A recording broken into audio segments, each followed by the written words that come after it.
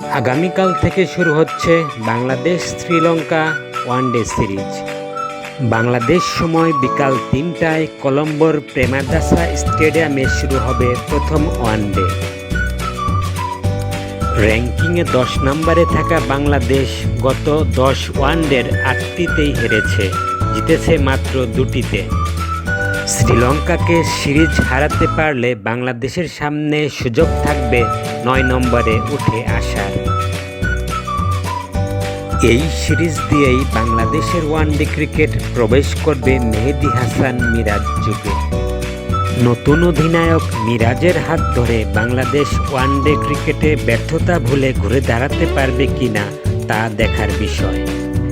যদিও মিরাজ এ পর্যন্ত 4টি ওয়ানডেতে বাংলাদেশকে নেতৃত্ব দিয়েছেন, যে 4টি ওয়ানডেতেই বাংলাদেশ হেরেছে। বাংলাদেশ এখন পর্যন্ত শ্রীলঙ্কার সাথে শ্রীলঙ্কার মাঠে কোনো ওয়ানডে সিরিজ জিতেনি। শ্রীলঙ্কার মাঠে খেলা 24 ওয়ানডের 20টিতেই হেরেছে বাংলাদেশ, জিতেছে মাত্র 2টিতে। বাংলাদেশ দলের ব্যাটিং ডিপার্টমেন্ট নির্ভর করবে বর্তমান দলের সেরা ব্যাটার নাজমুল হোসেন শান্তর উপর, যিনি গত 2-3 বছর ধরে আছেন দারুণ ফর্মে। এছাড়া ফর্মে থাকা তাওহিদ হৃদয় এবং জাকের আলীর উপরও থাকবে ফোকাস। গত 7 ওয়ানডেতে মাত্র 13 রান করলেও লিটন দাস থাকবেন অটো চয়েস হিসেবে।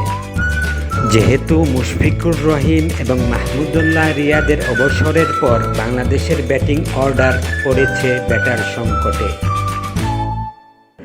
আগামীকালের ম্যাচের জন্য বাংলাদেশের সম্ভাব্য একাদশ: তানজিদ হাসান তামিম, মোহাম্মদ নাঈম শেখ, নাজমুল হোসেন শান্ত, লিটন দাস, তাওহিদ হৃদয়, মেহেদী হাসান মিরাজ, জাকের আলী, রিশাদ হোসেন, তাসকিন আহমেদ, মুস্তাফিজুর রহমান এবং নাহিদ রানা।